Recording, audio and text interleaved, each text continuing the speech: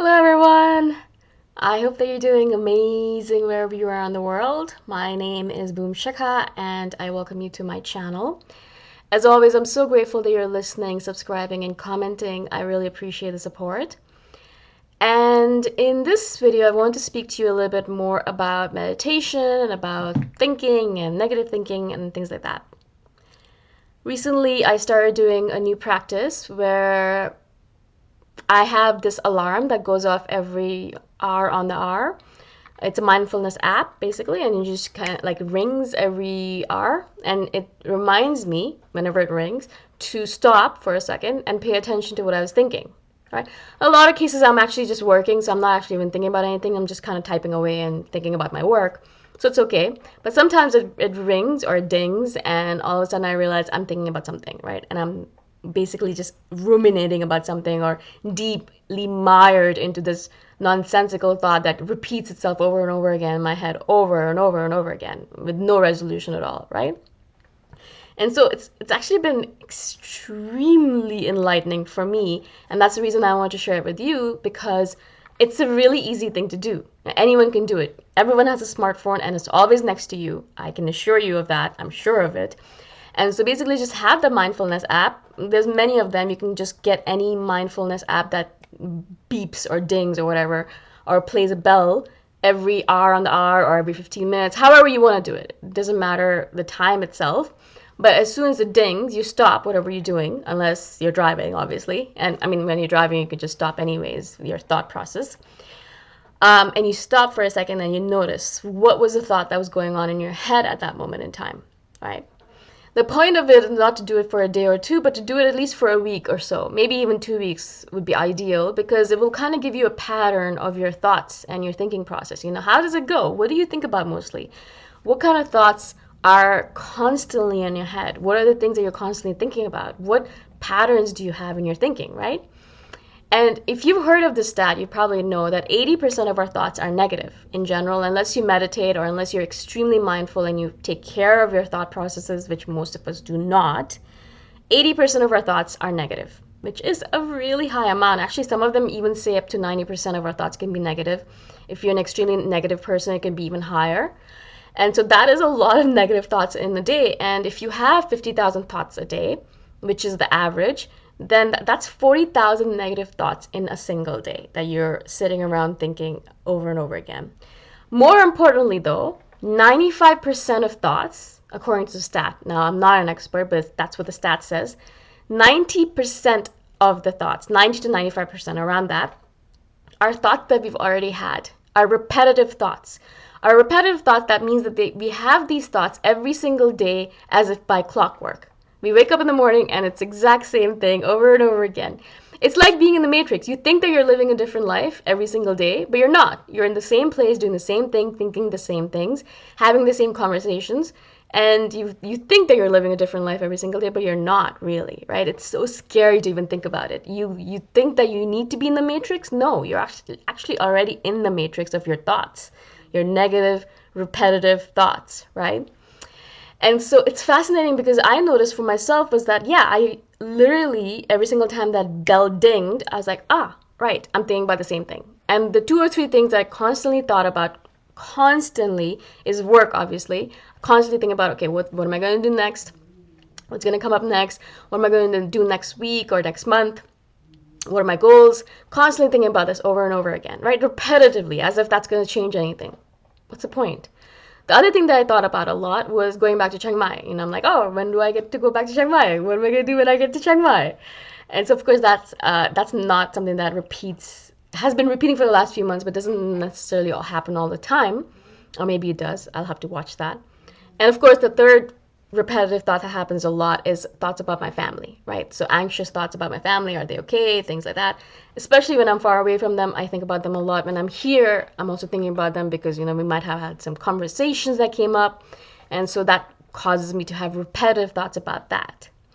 Now, as I said, please, if you have the time or the patience or the inclination, do this experiment on yourself, because as I said, it'll be so enlightening, because all of a sudden you realize, yeah, You assume, oh no, I don't think about the same things over and over again. No, I'm different. Everyone thinks that. And then you actually do this experiment on yourself and you realize, wow, I think the same things over and over again. I am not a creative person at all. I am a boring person who thinks about the same things over and over again.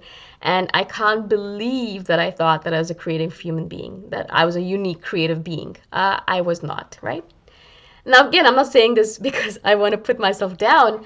I wanted to do this experiment because I wanted to become more aware of it so that awareness could lead to change, right?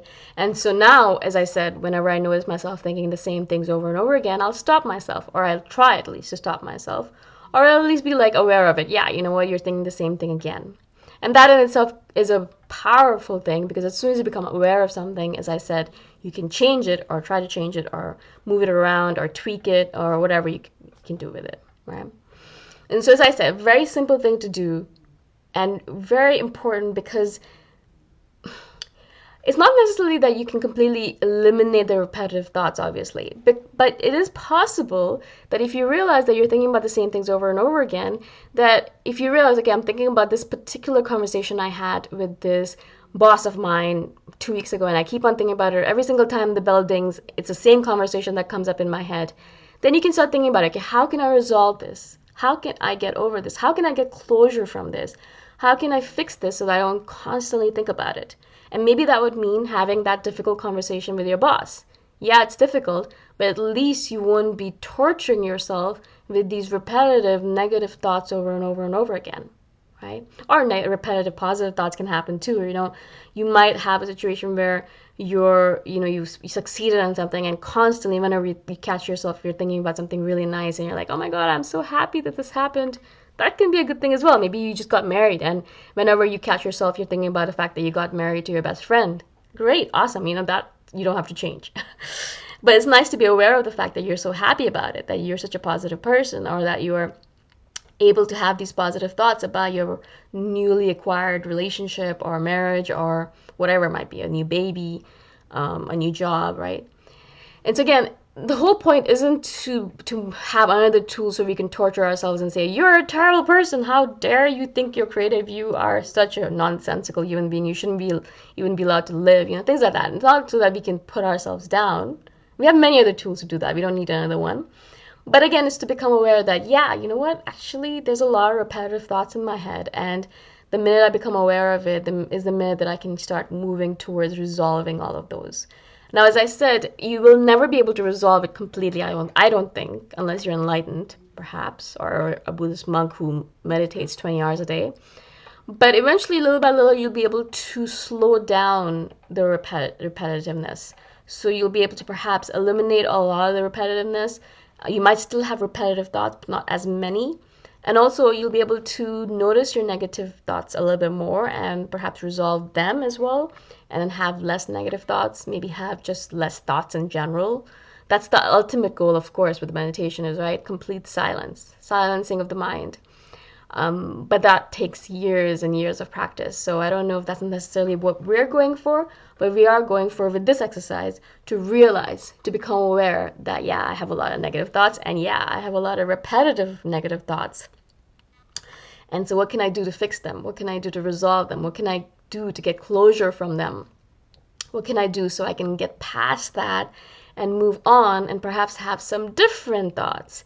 Because if your brain doesn't have any space for any other thoughts because you're constantly thinking about the same things over and over again, then how are you going to bring any new thoughts into it? How are you going to bring anything other than the thoughts you've been thinking already? There's no space for anything else, right?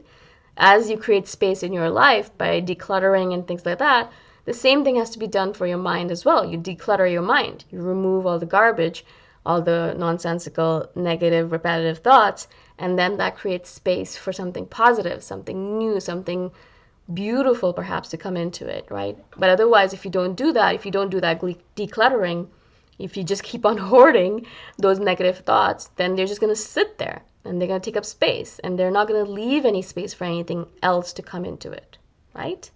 I hope this makes sense. I thought it was really important for me to discover this fact, and so I thought that I'd share that with you. Again, if you have been doing this exercise or you have done it in the past, let me know how that went for you. I'd really love to hear what your thoughts were and how your experience was. Again, thank you so much for being on my channel. I really appreciate your support, and I shall see you the next time around. Bye for now.